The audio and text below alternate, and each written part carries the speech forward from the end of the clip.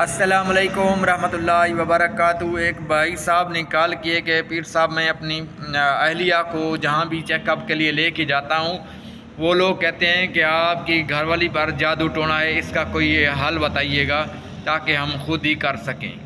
میرے بھائیوں، قرآن پاک اللہ تعالیٰ نے اتارا ہے اور اس کتاب پر شک کرنے کی گنجائش نہیں ہے۔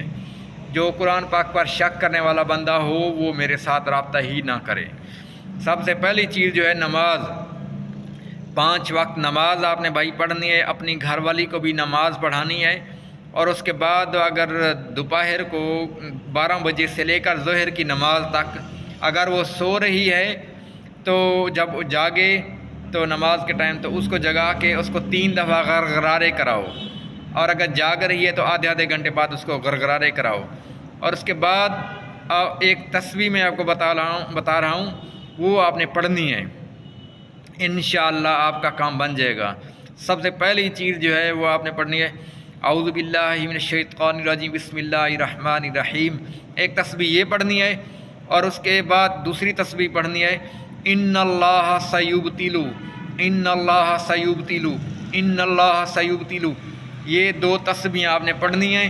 اور جو مریض ہے کوشش کریں وہ خود پڑھے، جیسے وہ پڑھے گی اس کا سر ایسے ہوگا کہ جیسے سر پھٹ جائے گا، کچھ بھی نہیں ہوگا۔ اللہ تعالیٰ کے اوپر بھروسہ رکھیں، اللہ تعالیٰ کے کلام کی بہت طاقت ہے۔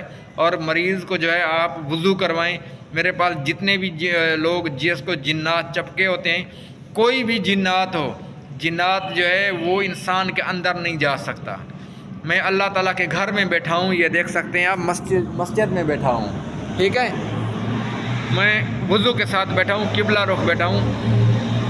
جنات کبھی بھی کوئی بھی آپ کو بنگالی بابا بول رہا ہے، کوئی بھی بول رہا ہے کہ جنات فلانے بندے کے اندر ہیں، اندر جنات نہیں جا سکتا۔ اندر جو جاتا ہے وہ شیطان، ٹھیک ہے، شیطان رگوں کے اندر بھی دوڑتا ہے اور وسوسے ڈالتا ہے اور لڑائیاں جھگڑے کراتا ہے، 100 مسئلے مسائل کراتا ہے۔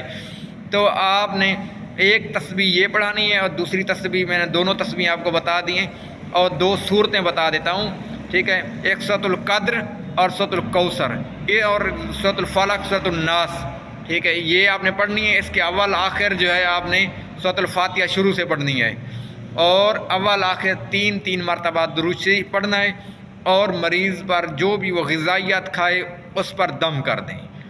انشاءاللہ اللہ تعالیٰ کی فضل و کرم سے مریض کا پانی پر بھی جو ہے آپ ہر نماز کے بعد یہ تسبیح پڑھ کر پانی پر بھی دم کریں، پانی اور ڈالتے جائیں، مکتا جائے اور ڈالتے جائیں، اس کے اوپر پڑھائی بھی کرتے رہیں، انشاءاللہ مریض صحت یاب ہو جائے گا۔